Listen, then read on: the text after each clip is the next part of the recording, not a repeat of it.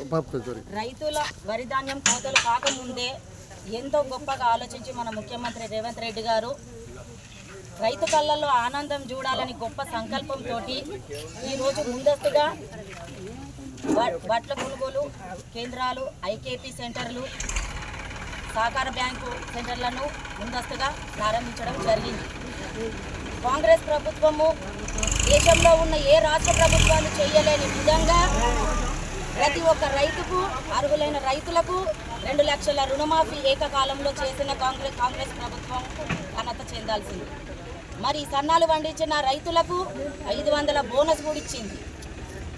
అలాగే కాంగ్రెస్ ప్రభుత్వము రైతుల క్షేమం కోసమే ఈ రోజున సుదీర్ఘంగా ప్రయత్నంలో కొనసాగుతుంది. కాబట్టి దీన్ని దృష్టిలో పెట్టుకొని ఐకేపీ సెంటర్ వాళ్ళు, మన సహకార బ్యాంకు సెంటర్ వాళ్ళు రైతులకు కనీస సౌకర్యములు, త్రాగునీరు, వారికి మజ్జిగ ప్యాకెట్లు, టెంటులు, వారికి మరుగుదొడ్లు కల్పించాల్సిందిగా నేను కోరుతున్నాను.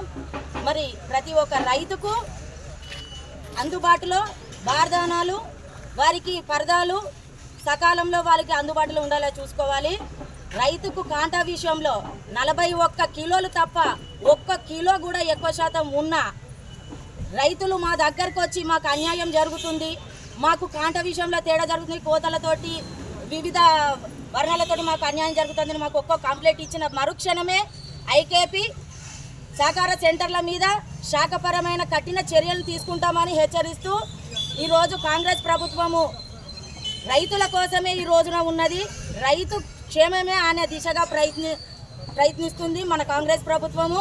మరి రైతుల క్షేమంని దృష్టిలో పెట్టుకొని ఈరోజు కాంగ్రెస్ ప్రభుత్వం ముందస్తుగా ఐకేపీ సెంటర్లు, సహకార బ్యాంకు సెంటర్లను ప్రారంభించినందుకు ముఖ్యమంత్రి రేవంత్ రెడ్డి గారికి, మన వ్యవసాయ శాఖ మంత్రివర్యులు తుమ్మల నాగేశ్వరరావు గారికి, రవాణా శాఖ మంత్రివర్యులు పొన్నం ప్రభాకర్ గారికి, హుజరాబాద్ నియోజకవర్గ ఇన్ఛార్జ్ ఉడతల ప్రణవన్న గారికి హృదయపూర్వక ధన్యవాదాలు, కృతజ్ఞతలు తెలియజేసుకుంటూ మీ జమ్మికుంట వ్యవసాయ మార్కెట్ చైర్పర్సన్ పుల్లూరు స్వప్న సదానందం.